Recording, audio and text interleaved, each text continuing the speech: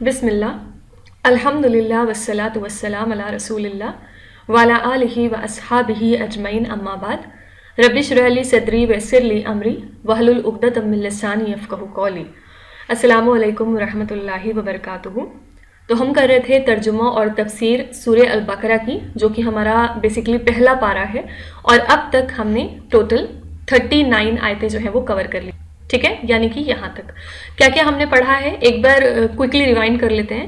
سب سے پہلے شروع میں ہم نے 4 گروہوں کے بارے میں پڑھا کہ کون لوگ متقین ہوتے ہیں، کون لوگ کافر ہیں، کون لوگ منافقین ہیں اور کون لوگ فاسق ہیں، ٹھیک ہے۔ تو اللہ تعالیٰ نے ڈفرینٹ ایگزامپل دے کے اور بہت ساری چیزیں بیان کر کے کھول کے بیان کر دیا کہ کیا کیا نشانیاں ہیں پرٹیکولر کیٹیگری کی۔ تو ہمیں ان کو سمجھنا ہے، ان پہ غور و فکر کرنا ہے اور پوری کوشش کرنی ہے کہ ان میں سے جو فرسٹ کیٹیگری ہے یعنی کہ متقین کی کیٹیگری، ہم اس میں خود کو بلونگ کروا سکیں، ٹھیک ہے۔ پھر اس کے بعد ہم نے پچھلے سیشن میں پڑھا تھا کہ کس طرح سے آدم علیہ السلام کی تخلیق ہوئی، کس طرح سے اللہ تعالیٰ نے ان کو مٹی سے بنایا اور اس کے بعد فرشتوں کو حکم دیا کہ سب لوگ اس کا سجدہ کریں، لیکن ابلیس نے سجدہ کرنے سے انکار کیا۔ کیوں؟ ریزن کیا تھا؟ کیونکہ وہ ایک جن تھا اور اس کو اس بات کا تکبر ہو گیا کہ یہ مٹی سے بنا ہے اور میں تو آگ سے بنا ہوں، تو میں زیادہ سپیریئر ہوں اس سے، ٹھیک ہے۔ تو اس کی وجہ سے پھر مطلب اللہ تعالیٰ کا ایک حکم انکار کرنے کی وجہ سے جو ابلیس تھا وہ مردود ہو گیا اور اس کو اللہ تعالیٰ نے ہمیشہ کے لیے جو ہے اپنی رحمت سے محروم کر دیا، ٹھیک ہے۔ پھر اس طرح ہم دیکھتے ہیں کہ کس طرح آدم علیہ السلام کو پھر حکم ہوا کہ وہ جنت میں جائیں اور اپنی زوجہ یعنی کہ حوا رضی اللہ عنہا تعالیٰ کے ساتھ اس میں رہیں، اور پھر کس طرح ان کو شیطان پھسلاتا ہے اور انہیں اس پیڑ سے پھل کھانے کے لیے مجبور کرتا ہے جس پیڑ کا پھل اللہ تعالیٰ نے کھانے کے لیے منع کیا تھا آدم علیہ السلام کو۔ اور پھر آدم علیہ السلام یہاں پہ غلطی کر بیٹھتے ہیں اور وہ پھل جو ہے وہ کھا لیتے ہیں، جس کے بعد ان کے جسم کے کپڑے اتر جاتے ہیں اور پھر جو جنت کے پتے ہوتے ہیں وہ اٹھا کے اپنے شرمگاہ پہ رکھنے لگتے ہیں، اور پھر ان کو کس طرح اللہ تعالیٰ دنیا میں اتار دیتے ہیں کہ ٹھیک ہے جاؤ تم اب جنت کماؤ اور پھر آؤ، میری طرف سے جو ہدایت آئے گی اس کو تمہیں فالو کرنا ہے، اپنے آپ کو پروف کرنا ہے، پھر تمہیں جنت ملے گی، اس طرح نہیں ملے گی۔ تو یہی جو ہے یہاں پہ پورے آیتوں میں بتایا گیا ہے، اور جس طرح سے ہم نے پڑھا تھا کہ قُلْنَا اهْبِطُوا مِنْهَا جَمِيعًا، اب تم اتر جاؤ سب کے سب، اور اب میری طرف سے تمہارے پاس ہدایت آئے گی، جو اس کو فالو کرے گا اسے نہ کوئی خوف ہوگا اور نہ غم ہوگا۔ پھر آگے ہی فرمایا وَالَّذِينَ كَفَرُوا، اور جنہوں نے کفر کیا، وَكَذَّبُوا بِآيَاتِنَا، اور ہماری آیتوں کو جھٹلایا، أُولَٰئِكَ أَصْحَابُ النَّارِ هُمْ فِيهَا خَالِدُونَ، یہی لوگ جہنم کے ساتھی ہیں اور اس میں ہمیشہ رہنے والے ہیں۔ تو اب تک سورہ البقرہ کی یہاں تک کی اسٹوری ہم نے کور کر لی ہے، لیکن دھیرے دھیرے انسان جو ہے کوشش کرتا ہے تو پھر ایک دن منزل تک پہنچ ہی جاتا ہے۔ صرف شروع میں بس یہ فیل ہوتا ہے، شیطان یہ فیل کرواتا ہے کہ کس طرح تم 226 آیتیں پڑھ پاؤ گے، اتنا ٹائم کہاں ہے تمہارے پاس، لیکن آپ دیکھ رہے ہوں گے کس طرح کوئکلی آپ ایک سیشن میں 5 6 10 آیتیں کر کے آگے بڑھتے جا رہے ہیں، اور بہت جلد انشاءاللہ ہمارا جو پہلا پارہ ہے وہ کمپلیٹ ہو جائے گا۔ تو چلیے آگے بڑھنے سے پہلے میں آپ کو ایک تھوڑا سا بیک گراؤنڈ بتا دیتی ہوں کہ اب جو آیتیں آئیں گی وہ کس چیز سے ریلیٹڈ ہوں گی، ٹھیک ہے۔ تھوڑا سا بیک گراؤنڈ مائنڈ میں رہتا ہے تو آپ کو پڑھنے میں اور سمجھنے میں آسانی ہوتی ہوگی۔ دیکھیے اب یہاں پہ کیا اللہ تعالیٰ بتائیں گے، جو بھی پہلے کی قومیں گزر چکی ہیں، جیسے کہ قوم لوط، قوم ثمود، قوم موسیٰ، جو بھی قومیں پہلے آ چکی ان کا کس طرح سے زوال ہوا اور کس طرح سے پھر ان کے گناہوں کی وجہ سے اللہ تعالیٰ نے ان کو فنا کر دیا ہمیشہ کے لیے۔ بس یہی ساری مثالیں جو ہیں قرآن میں بھر کے آپ کو ملیں گی۔ تو اگلی آیت میں ہم بنی اسرائیل کے بارے میں پڑھیں گے۔ یہ بیسیکلی یعقوب علیہ السلام کی جو نسل ہے، ان کے لوگوں کی مطلب جو ان کے آگے قوم آئی تھی ان کو ہم کہتے ہیں بنی اسرائیل، اور اب ان کے یہاں پہ ایک ایک کر کے جرم اللہ تعالیٰ گنا رہے ہیں کہ ان کی کیا کیا غلطیاں تھیں جس کی وجہ سے اس قوم کو ہم نے ہلاک کر ڈالا، ٹھیک ہے۔ اور یہاں پہ یہ مثالیں دینے کا پرپس کیا ہے؟ تاکہ ہم اس سے عبرت لیں اور ہم یہ سمجھ سکیں کہ اگر ہم نے یہ گناہ کیے، اگر ہم ان کے راستے پہ چلیں گے تو ہمارا بھی یہی حشر ہونے والا ہے۔ تو مثال اسی وجہ سے اللہ تعالیٰ دیتے ہیں تاکہ ہم اس پہ غور و فکر کریں اور اپنے آپ کو صراط المستقیم پہ کریں، اپنے آپ کو درست کریں، ٹھیک ہے۔ تو یہاں پہ چلیے شروع کرتے ہیں۔ اعوذ باللہ من الشیطان الرجیم، بسم اللہ الرحمن الرحیم۔ یا بنی اسرائیل، اے اولاد یعقوب، اذکروا یاد کرو، نعمتی میری نعمتوں کو، التی انعمت علیکم جو میں نے تم پر کی تھی، واوفوا اور پورا کرو، بعہدی میرے عہد کو، اوفی میں پورا کروں گا، بعہدکم تمہارے عہد کو، وایایا اور مجھے سے فرحبون ڈرتے رہو۔ دیکھیں یہاں پہ میں آپ کو ایک چیز اور بتاتی ہوں۔ دیکھیں ابراہیم علیہ السلام کے بارے میں سب جانتے ہیں، یہ خلیل اللہ ہیں، فادر آف دا پروفٹس ہیں۔ ان کی 2 بیویاں ہوتی تھیں، ٹھیک ہے۔ فرسٹ اس میں ہے حاجرہ رضی اللہ عنہ اور سیکنڈ ہے سارہ رضی اللہ عنہ، ٹھیک ہے۔ اس کے بعد حاجرہ رضی اللہ عنہ سے ان کی ایک اولاد ہوتی ہے، ان کا نام ہے اسماعیل علیہ السلام، ٹھیک ہے۔ اور سملرلی سارہ رضی اللہ عنہ سے بھی ان کو ایک اولاد ملتی ہے، ان کا نام ہے اسحاق علیہ السلام، اوکے۔ اسماعیل علیہ السلام کی آگے بہت آگے نسل میں جا کے یہاں پہ پروفٹ صلی اللہ علیہ وسلم ہوتے ہیں، یہاں پہ پروفٹ محمد ہوتے ہیں. اور اسی طرح اسحاق علیہ السلام کی جو نسل ہے اس میں آگے جا کے بہت سارے نبی آتے ہیں، جیسے کہ یعقوب علیہ السلام، یوسف علیہ السلام، یونس علیہ السلام، موسیٰ علیہ السلام، عیسیٰ علیہ السلام. یہ سارے جو نبی ہیں یہ سارے اسحاق علیہ السلام کی لائنیج میں سے آتے ہیں. ٹھیک ہے، اور یہی ایک میجر ریزن ہے کہ کرسچنز جو ہیں وہ نبی صلی اللہ علیہ وسلم کا انکار کرتے ہیں. دیکھیں کرسچنز جو ہیں وہ حق پہ تو تھے، ان کی کتابوں میں یہ بات لکھی ہوئی تھی کہ ایک نبی آئے گا، عرب کے علاقے سے آئے گا، ان کو یہ سب لکھا ہوا ملا تھا اپنی کتابوں میں. لیکن ان کو پوری امید تھی کہ یہ جو نبی آنے والا ہے یہ اسحاق علیہ السلام کی لائنیج میں سے ہوگا، نہ کہ اسماعیل علیہ السلام کی لائنیج میں سے. اور صرف یہی اکلوتا ریزن ہے کہ یہودی اور کرسچنز جو ہیں وہ نبی صلی اللہ علیہ وسلم کا انکار کرتے ہیں کہ نبی اسماعیل علیہ السلام کی لائنیج میں سے کہاں سے آ گیا. ان کو بس یہی بات ہضم نہیں ہوتی. اور اس بات کو سمجھنا اس لیے بھی ضروری ہے کیونکہ یہ جو بات ہے یہ بار بار اللہ تعالیٰ پوائنٹ آؤٹ کرتے ہیں کہ تمہیں کیا پڑی ہے. مطلب اسماعیل علیہ السلام ہو، اسحاق علیہ السلام ہو، دونوں کے دونوں ابراہیم علیہ السلام کی اولاد ہے، تو تمہیں کیوں مسئلہ ہے کہ اگر آخری نبی اسماعیل علیہ السلام کی لائنیج میں سے آ گیا، تمہیں کیا دقت ہے اس سے. ٹھیک ہے، تو یہاں پہ یہ لائنیج آپ کو اس لیے سمجھانا ضروری تھا. چلیے پھر پڑھتے ہیں یہاں پہ. تو یہاں پہ یا بنی اسرائیل کہہ کے پکارا گیا ہے اولاد یعقوب کو. دیکھیں جب کبھی یا لگا ہوگا تو اس کا مطلب ہوتا ہے اے، کسی کو آپ جو ہے ایک طرح سے کال کر رہے ہیں. ٹھیک ہے، جیسے ہم کہتے ہیں یا اللہ، تو ہم اللہ تعالیٰ کو پکار رہے ہوتے ہیں. اسی طرح سے اللہ تعالیٰ بنی اسرائیل کو پکار کے کہہ رہے ہیں کہ اے اولاد یعقوب، یعنی کہ جو یعقوب علیہ السلام کی لائنیج میں سے، جو ان کی جنریشن میں سے لوگ آئے تھے، اذکروا، یاد کرو، نعمتی، میری نعمت کو، التی انعمت علیکم، جو میں نے تم پر کی تھی. اب یہاں پہ اللہ تعالیٰ نے بہت ساری نعمتیں ان کو دے رکھی تھیں. مطلب ایک طرح سے جیسے ہم کو آج خلیفہ بنایا ہوا ہے، جیسے آج مسلمان یہاں پہ خلیفہ بنے ہوئے ہیں، مسلمانوں کے ہاتھ میں اللہ تعالیٰ نے اپنی کتاب دی ہوئی ہے اور ہمیں ایک ذمہ داری دی ہوئی ہے. اسی طرح سے اللہ تعالیٰ نے ان کو بھی نعمتوں سے نوازا تھا اور ان کے لیے تو بہت کچھ تھا. ابھی جیسے آپ آگے ہی پڑھیں گے کہ ان کے لیے من و سلوا تھا اور کتنی ساری نعمتیں اللہ تعالیٰ نے ان کے لیے وقف کری ہوئی تھیں. وَأَوْفُوا، اور پورا کرو، بِعَہْدِی، یہ نعمتیں تم کو کیوں دی گئی ہیں؟ تاکہ تم اپنے عہد کو پورا کرو. یہ سیم آپ کے اوپر ہے. دیکھیں قرآن شریف کی ہر آیت جو ہوتی ہے وہ آپ کو اپنے دل پہ رکھنی چاہیے. یہ ایسا نہیں کہ صرف جو ہے قوم سمود کے لیے ہے، قوم عاد کے لیے ہے، بنی اسرائیل کے لیے، آپ کے لیے اس میں کوئی سبق نہیں ہے. ہر آیت کو آپ کو اپنے دل پہ رکھ کر جو ہے اپنے آپ کو اس سے گزارنا ہوگا. تو یہاں پہ فرمایا بنی اسرائیل سے کہ یاد کرو میری اس نعمت کو جو میں نے تم پر کی اور اپنا عہد پورا کرو. آج ہمارے لیے کس طرح سے یہ اپلائی ہوتا ہے کہ ہمارے اوپر ہر طرح کی نعمتیں ہیں. اللہ تعالیٰ نے ہمارے لیے سب کچھ کر دیا. جیسے کہ ہم لوگ نے پیچھے بھی پڑھا کہ کس طرح اللہ تعالیٰ اپنی نشانیوں کا ذکر کرتے ہیں کہ ہم نے زمین کو بچھونا بنا دیا، آسمان کو چھت بنا دی، تمہارے لیے رزق نکالا، پھل نکالا. تو جب تمہارے لیے سب کچھ کیا تو تم نے اب میرے لیے کیا کیا؟ تمہیں بھی تو ایک ذمہ داری دی گئی تھی. تمہاری ذمہ داری یہ تھی کہ تم میری کتاب کو آگے تک پہنچاتے، جنریشنز میں اپنے ایمان کو باقی رکھتے. لیکن تم نے کیا کیا؟ تو یہی ان سے بھی اللہ تعالیٰ خطاب کر رہے ہیں کہ میں نے تو تم پر بہت ساری نعمتیں کری. وَأَوْفُوا بِعَہْدِی، اور اب تمہارا کام ہے کہ تم اپنے عہد کو پورا کرو. پھر آگے فرمایا اوفی بعہدکم، یعنی کہ میں بھی اپنے عہد کو پورا کروں گا. کنڈیشن یہ ہے کہ جب تم اپنے عہد کو پورا کرو گے تو پھر میں بھی اپنے عہد کو پورا کروں گا. کون سا عہد؟ کہ میں تمہیں جنتیں عطا کروں گا، جنت کے باغات عطا کروں گا اور تمہیں وہ دوں گا جس کا تم نے کبھی گمان بھی نہیں کیا ہوگا. تو پھر آگے فرمایا وَإِيَّايَ فَارْهَبُونَ، اور صرف مجھ ہی سے ڈرو. فرحبون کا مطلب ہوتا ہے ڈرو. تو یہاں پہ 4 باتیں ہو گئیں. سب سے پہلے اللہ تعالیٰ نے اپنی نعمتوں کو گنوایا، پھر کہا کہ تم اپنا عہد پورا کرو، پھر آگے فرمایا میں اپنا عہد پورا کروں گا. وَإِيَّايَ فَارْهَبُونَ، اور تمہارا ایک کام ہے کہ تم مجھ ہی سے ڈرتے رہو. پھر آگے آیت میں فرمایا وَآمِنُوا، ایمان لاؤ، بما، ساتھ اس کے، انزلتا، جو ہم نے نازل کیا، مصدقا لما معکم، جو تصدیق کرنے والا ہے اس کی جو تمہارے سامنے ہے. ولا تکونوا، اور نہ تم ہو جاؤ، اول کافرین، سب سے پہلے انکار کرنے والوں میں سے، بھی ساتھ اس کے.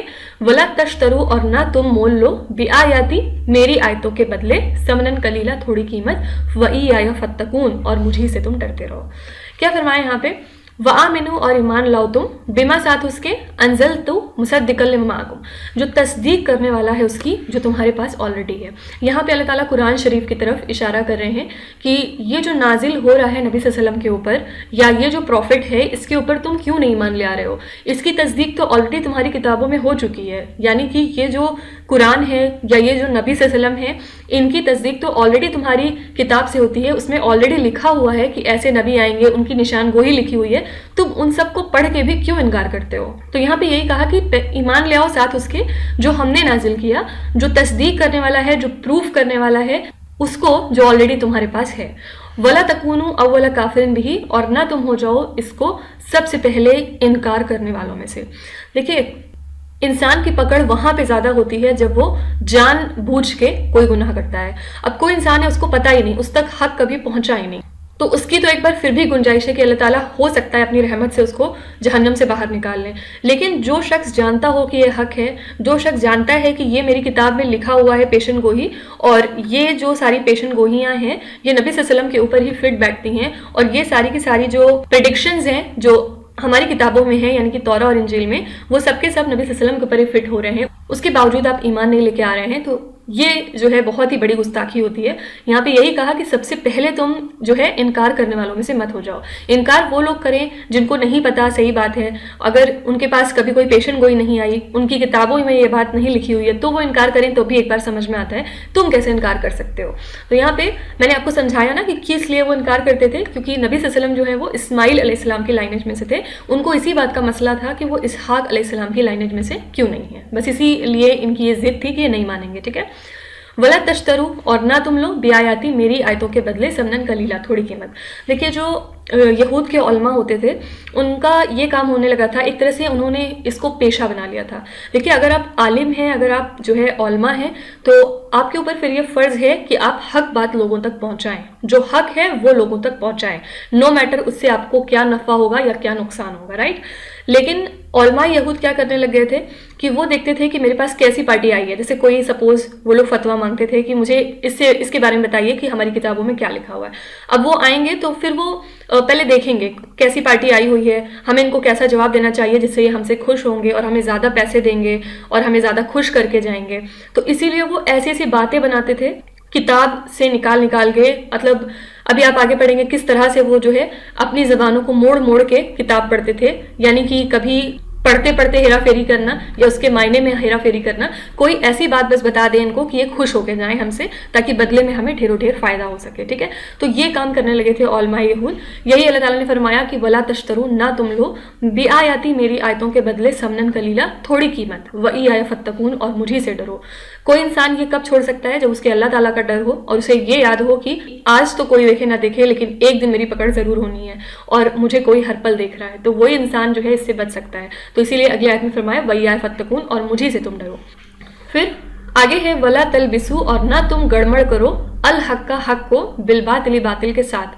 یعنی جو ہے یہاں پہ کیا ہو گیا کہ جو علماء یہود غلط سلط باتیں بناتے تھے، الٹی سیدھی باتیں ان کو جو ہے پہنچاتے تھے کہ وہ خوش ہو کے جائیں، تو یہ حق کو باطل کے ساتھ ملانا ہوا. رائٹ. اگر آپ کو حق پتہ ہے، اگر آپ کو اللہ تعالیٰ نے کتاب سونپی ہے، اگر آپ کو اللہ تعالیٰ نے اس پوزیشن پہ رکھا ہے کہ لوگ آپ سے پوچھنے آ رہے ہیں، تو آپ کا فرض یہی ہے کہ آپ ان کو حق کی باتیں بتائیں، ان کو بالکل ٹھیک باتیں بتائیں. لیکن وہ لوگ کیا کرتے تھے؟ الٹی سیدھی باتیں بتاتے تھے، کچھ صحیح بتا دیا، کچھ غلط بتا دیا. تو یہاں پہ یہی فرمایا کہ نہ تم ملاؤ یا نہ تم مکس کرو الحق بالباطل، حق کو باطل کے ساتھ. وَتَكْتُمُ الْحَقَّ، اور نہ تم چھپاؤ حق کو، وَأَنْتُمْ تَعْلَمُونَ، اور تم تو خود جانتے ہو. کیونکہ ان کو پتا تھا کہ یہ ساری جو اس میں فیچرز دیے ہیں، جو کیریکٹرسٹکس دی ہوئی ہیں، وہ صرف اور صرف نبی صلی اللہ علیہ وسلم کے اوپر فٹ بیٹھ رہی ہیں. باوجود اس کے ہم پہلی بات تو خود انکار کر رہے ہیں، اور دوسری بات ہم دوسروں کو بھی روک رہے ہیں کہ وہ ان کو نہ مانیں، ان کے اوپر ایمان نہ لے کے آئیں. تو یہی فرمایا کہ نہ تم گڑمڑ کرو، نہ تم مکس کرو حق کو باطل کے ساتھ، اور تم حق کو بھی مت چھپاؤ. وَأَنْتُمْ تَعْلَمُونَ، اور تم خود جانتے ہو. تم منہ سے اس کو قبولو نہ قبولو، لیکن تمہارے اندر کا جو دل ہے، جو ضمیر ہے، وہ جانتا ہے کہ یہ حق بات ہے. جو قرآن نازل ہو رہا ہے نبی صلی اللہ علیہ وسلم کے اوپر، وہ بالکل حق ہے، تم یہ بات جانتے ہو. پھر آگے فرمایا وَأَقِیمُوا الصَّلَاةَ، اور نماز کو قائم کرو، وَآتُوا الزَّکَاةَ، اور زکوٰۃ دو، وَارْکَعُوا مَعَ الرَّاکِعِینَ، اور رکوع کرنے والوں کے ساتھ رکوع کرو. اب یہ جو نماز کو قائم کرنے کا حکم دیا جا رہا ہے اور زکوٰۃ کو ادا کرنے کی بات کی جا رہی ہے، وہ کیوں ہو رہی ہے؟ تاکہ ہم جو ہے متقین کی کیٹیگری میں آ سکیں. کیونکہ پہلے ہی پارے میں ہم نے سب سے فرنٹ پیج پہ یہ پڑھا تھا کہ متقین کون لوگ ہیں؟ وہ لوگ جو غیب پر ایمان لاتے ہیں، نماز قائم کرتے ہیں اور ہمارے دیے ہوئے رزق میں سے خرچ کرتے ہیں، یہی لوگ ہوتے ہیں متقین. رائٹ. تو یہاں پہ اسی لیے کہا کہ تم نماز کو قائم کرو.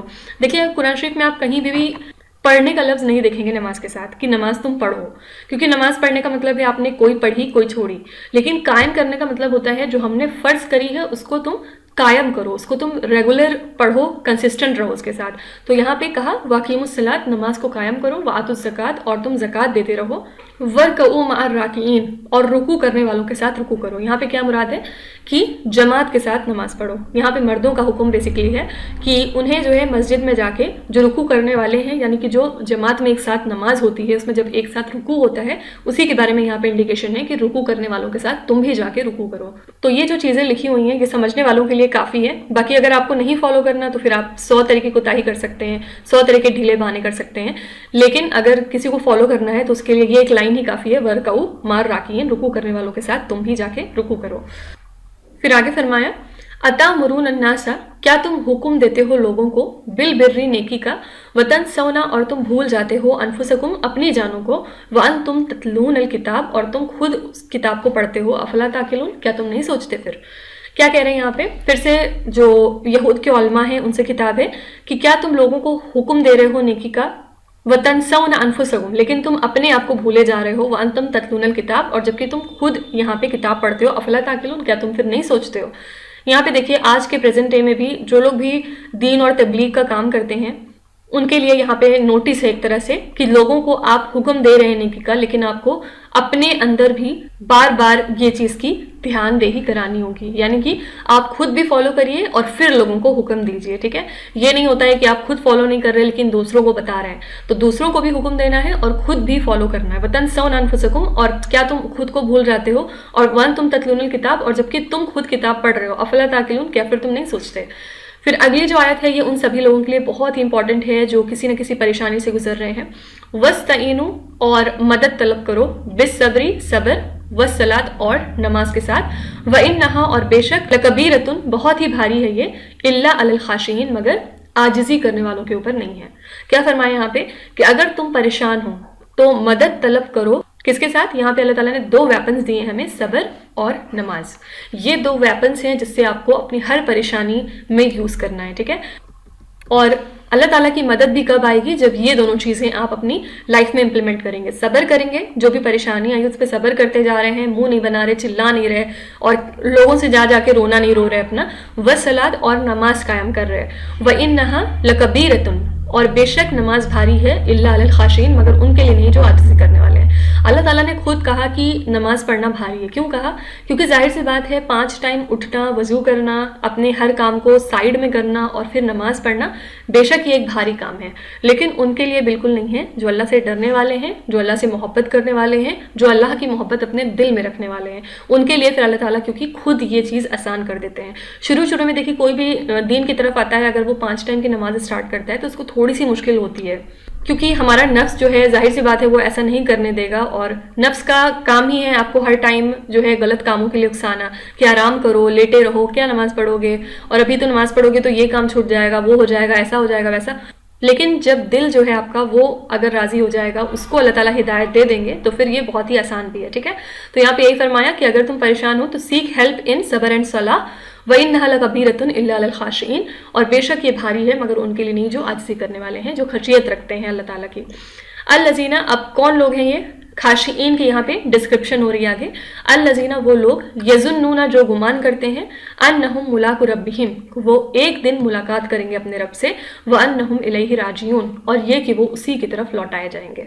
तो कौन हो गए खाशिईन लोग, कि वो लोग जो गुमान करते हैं या जो समझते हैं या जो मानते हैं कि वो एक दिन मुलाकात करेंगे अपने रब से, व अन्नहुम इलैहि राजिऊन, और वो उन्हीं की तरफ लौटाए जाएंगे। तो ऐसे लोग जो है खाशिईन में आते हैं जिनके लिए नमाज बिल्कुल भी मुश्किल नहीं है, क्योंकि अगर आज आप उठ के 5 टाइम अपने रब के सामने, अपने रब के हुजूर में खड़े होके सजदा नहीं कर सकते, तो फिर इसका मतलब है कि आपको उस दिन के आने का बिल्कुल यकीन नहीं है जिस दिन आप अपने रब के बिल्कुल सामने खड़े होंगे। तो ये एक तरह की प्रैक्टिस होती है कि आप दिन में 5 बार अपने रब की कॉल का जवाब दें और प्रूफ करें अपने आप को कि हाँ मेरे रब, मैं आपसे मोहब्बत करती हूँ और आपके हर हुक्म पे मैं खड़ी हूँ आपके आगे। ठीक है, तो खाशिईन कौन लोग हो गए, जो लोग मानते हैं कि वो एक दिन मुलाकात करेंगे अपने रब से और वो उसी की तरफ लौटाए जाएंगे। फिर आगे फरमाया, या बनी इसराइल, ए औलाद याकूब, उस गुरु नीमती अल्लती, याद करो मेरी उस नेमत को, अल्लती अनअमतु अलैकुम, जो मैंने तुम पर की है, वन्नी फज़्ज़लतुकुम, और तुम्हें फजीलत बख्शी है, अलल आलमीन, तमाम जहान वालों पे। जैसे आज मुसलमानों को फजीलत मिली है, हमें किताब मिली है, हमें रसूल मिला है और हमें ये जिम्मेदारी दी गई कि हम इस दीन को आगे अपनी जनरेशन तक पहुंचाएं। इसी तरह बनी इसराइल को उस टाइम अल्लाह ताला ने चूज़ किया था कि मेरी नेमतें अब सब तुम्हारे लिए और तुम پیچھے کیا فرمایا تھا کہ تم اپنے عہد کو پورا کرو، میں اپنے عہد کو پورا کروں گا، اور میں نے تمہیں فضیلت بخشی ہے تمام جہان والوں کے اوپر۔ پھر آگے کی جو آیت ہے یہ بہت ڈرنے والی ہے، وَاتَّقُوا، اور ڈرو، یومن، اس دن سے، لا تجزی نفس عن نفس، جس دن کوئی نفس کسی نفس کے کام نہ آئے گا۔ یہاں پہ قیامت کا تذکرہ ہو رہا ہے کہ ڈرو اس دن سے جس دن کوئی نفس کسی نفس کے کام نہ آئے گا، شیئن، کچھ بھی، ذرا سا بھی نہیں، ولا یقبلو، اور نہ قبول کیا جائے گا، منہا، اس سے، شفاعتن، کوئی سفارش، ولا، اور نہ، یوخذو، لیا جائے گا، منہا، اس سے، عدل، کوئی بدلہ، ولا ہم ینصرون، اور نہ وہ مدد کیے جائیں گے۔ یہ جو ہے قیامت کے دن کا ڈسکرپشن ہے بیسیکلی، اور یہ بہت ہی ڈرنے والی بات ہے کہ ڈرو اس دن سے، لا تجزی نفس عن نفس شیئن۔ دنیا میں کیا ہوتا ہے، اگر آپ تھوڑا سا پریشان ہیں، اگر آپ تھوڑا سا بیمار ہیں، تو لوگ آپ کو ہمت دینے چلے آتے ہیں، ہمت دیتے ہیں، ملتے ہیں، پھر دوسروں کا غم سن کے آپ کا بھی غم کم ہونے لگتا ہے۔ لیکن اس دن کوئی آپ کے کام نہ آئے گا، اس دن صرف کچھ کام آئے گا تو وہ آپ کے اعمال ہیں جو آپ یہاں دنیا سے لے کے جا رہے ہیں، اس کے علاوہ کوئی بھی نہیں کام آئے گا۔ ابھی کیا ہوتا ہے، آپ کو تھوڑی پریشانی آئی، آپ اپنے ممی پاپا کو کنسلٹ کرتے ہیں، جو بھی آپ کے قرابت دار ہیں، قریب والے رشتے ہیں، ہسبینڈ ہیں، بچے ہیں، آپ ان سے شیئر کرتے ہیں، وہ لوگ آپ کی ہیلپ کرتے ہیں۔ لیکن اس دن جو بھی کما کے لے آئے گا اس کا ذمہ دار وہ خود ہوگا، کوئی اس کی مدد نہ کر سکے گا۔ یہاں تک کہ تیسرے پارے میں اللہ تعالیٰ ایک جگہ فرماتے ہیں کہ اس دن انسان اپنی بیوی سے، اپنے بیٹے سے، اپنے باپ سے، ہر رشتے سے بھاگے۔ مطلب کیا ہے کہ ہر رشتے کو وہ اپنے جان کے بدلے دینے کو تیار ہو جائے گا کہ یار اب ان سب کو لے لیجئے، ان سب کو اٹھا کے جہنم میں پھینک دیجئے، مجھے کوئی پرواہ نہیں، لیکن بس میری جان بخش دیجئے۔ اس دن ایسا نفسا نفسی کا عالم ہوگا۔ تو یہاں پہ یہی فرمایا کہ ڈرو اس دن سے جس دن کوئی نفس کسی نفس کے کام کچھ بھی نہ آئے گا، ولا یقبل منہا شفاعتن، اور کسی کی سفارش کام نہ آئے گی۔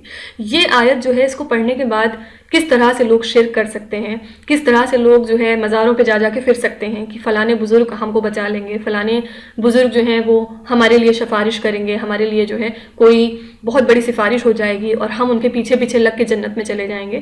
یہ سب جو عقیدے ہیں کہ کتنے زیادہ گمراہی سے بھرے ہوئے ہیں، آپ خود بتائیے۔ تو وہی کہا جاتا ہے کہ جس انسان نے کتاب پڑھ لی اللہ کی، یعنی کہ جس نے قرآن سمجھ لیا، جس نے قرآن پڑھ لیا، اس کو اپنے ہر سوال کا جواب مل جائے گا۔ پھر اس کو کسی کے پاس بھاگنے کی ضرورت نہیں ہے، کسی سے پوچھنے کی ضرورت نہیں ہے کیا صحیح ہے کیا غلط ہے، اس کو خود اپنے ہر سوال کا جواب مل جائے گا، اور وہ جان جائے گا کہ وہ کتنا حق پہ تھا اور کتنا باطل پہ تھا۔ ٹھیک ہے، اسی لیے کہا جاتا ہے کہ ہر انسان کو قرآن کھول کے خود پڑھنا چاہیے، یہ سب کرنے کے بجائے کہ آپ جو ہے 42 ہیں تو آپ بدعتی ہیں، یہ سب کچھ نہیں ہوتا۔ ہم صرف مسلمان ہیں اور ہم صرف اس کتاب کو اور سنت کو فالو کرتے ہیں، دیٹس اٹ۔ ہم کو نہیں پتا ہے کہ بدعتی کیا ہے اور 42 کیا ہے، ہم کو اس سے مطلب ہی نہیں ہے کوئی۔ ہم صرف اپنے رب کو پہچانتے ہیں، ہم صرف اپنے نبی کو پہچانتے ہیں، اور ہم صرف ان کی کتاب کو پہچانتے ہیں، بس اس سے زیادہ ہم کچھ نہیں جانتے۔ اور کبھی بھی کوئی آپ سے پوچھے آپ کیا ہیں تو آپ کہہ دیا کریے ہم مسلمان ہیں صرف۔ تو یاد رکھیے گا، ولا یقبل منہا شفاعتن، کسی کی کوئی سفارش اس دن کام نہ آئے گی، ولا یؤخذ منہا عدل، اور نہ لیا جائے گا کسی سے کوئی معاوضہ۔ آگے قرآن شریف میں اللہ تعالیٰ اور ایک جگہ فرماتے ہیں کہ اس دن انسان اس دنیا کے برابر بھر کے سونا دینا چاہے گا اپنی جان کے بدلے، اور ہرگز نہ اسے ہم قبول کریں گے، ہرگز نہ اس کی یہ ڈیل قبول ہوگی۔ ایک جگہ اور اللہ تعالیٰ فرماتے ہیں کہ احد پہاڑ کے برابر بھر کے سونا وہ دینا چاہے گا اپنی جان کے بدلے میں، لیکن ہم اس کو بھی نہیں قبول کریں گے۔